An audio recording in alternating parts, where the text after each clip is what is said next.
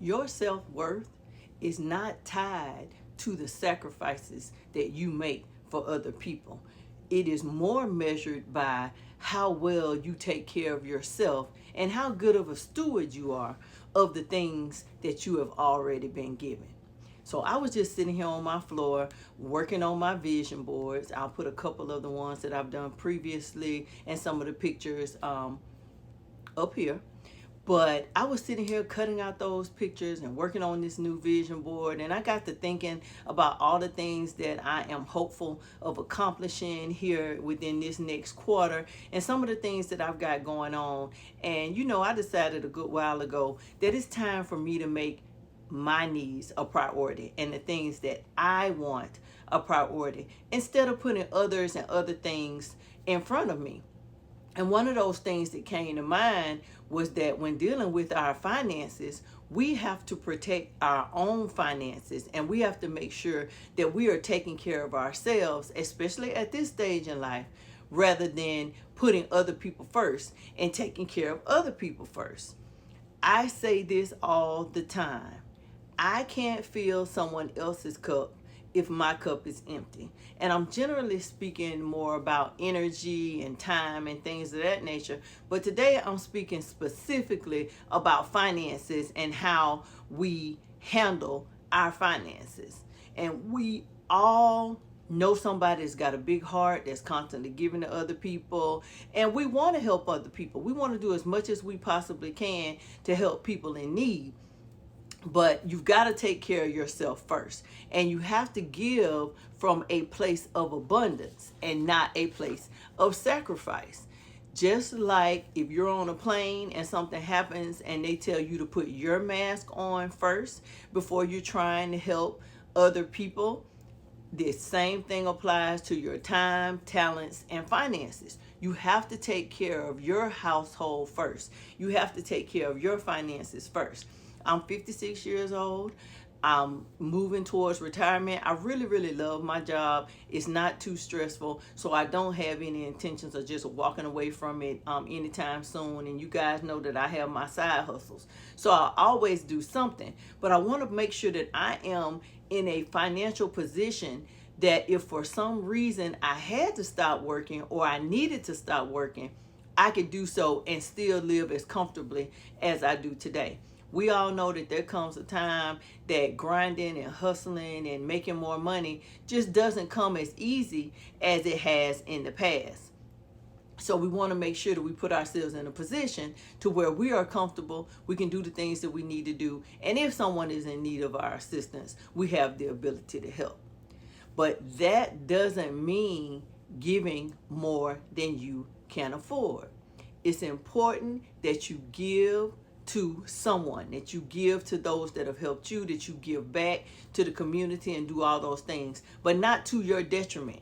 We have to give what we can afford. And you have to put yourself in a position to be able to afford to give before you can just give to other people. I have been putting my finances in order for a period of time. I have adult children that are self-sufficient. They do not depend on me. My nest is empty. I don't have to spend as much on groceries and things of that nature. I am decluttering my life, so I'm not in a posture of buying and spending unnecessarily right now. So it's been rather easy for me to get my finances under control and do the things that I need to do.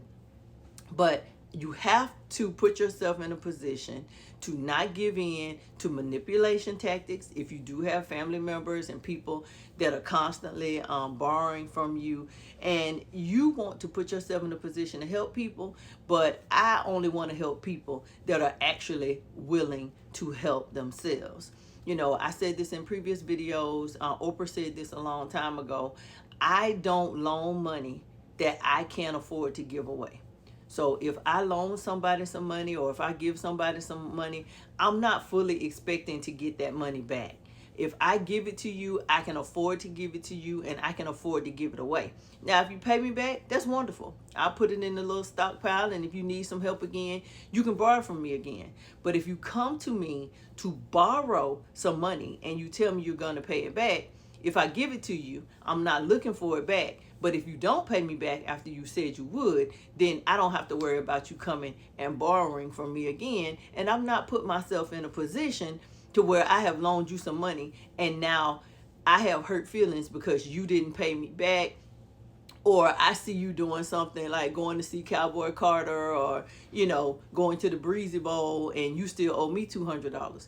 I don't worry about stuff like that, because the one thing that can ruin a relationship is money. When people owe money and they don't pay you back, and you're struggling because that person failed to do what they said they were going to do, that creates hard feelings.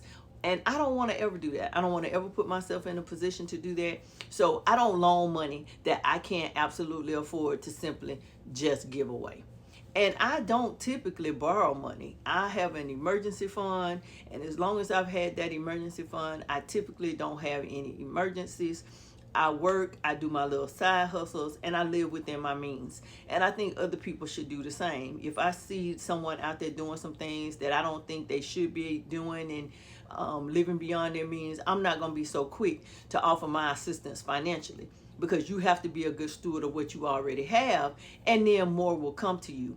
We all know that giving is a must in order to receive, but we need to give from a place of abundance and not a place of sacrifice, because if I am helping you and I'm letting my things go to the wayside, then I'm not being a good steward, and I can't expect to get more in return if I'm not taking care of what I currently have. So I always give from a place of abundance, and I don't give in to manipulation. If you aren't trying to help yourself, then I can't help you.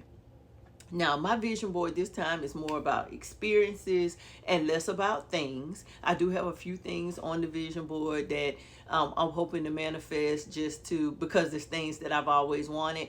But I'm really focusing on experiences, places to visit, and things to do, and things that I like to accomplish this time around. I typically do a new vision board, anytime I've accomplished the majority of the things that are on my previous vision board, or if there's something new that I want to add.